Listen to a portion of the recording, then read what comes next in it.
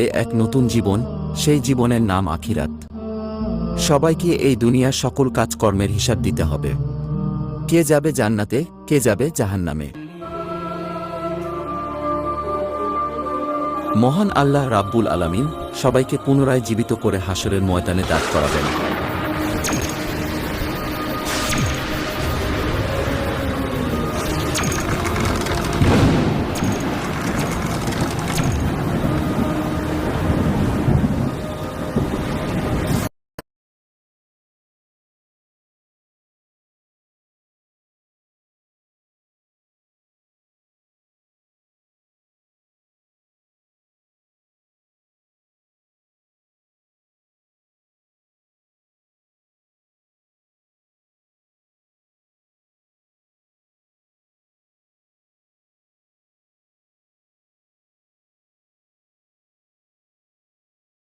হতে থাকবে।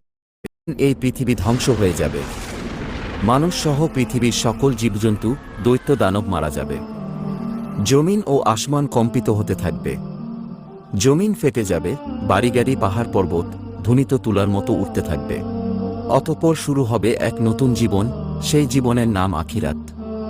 সবাইকে এই দুনিয়ার সকল কাজকর্মের হিসাব দিতে হবে। কে যাবে জান্নাতে, কে যাবে জাহান্নামে। মহান আল্লাহ রাব্বুল আলামিন সবাইকে পুনরায় জীবিত করে হাসরের ময়দানে দাঁড় করাবেন।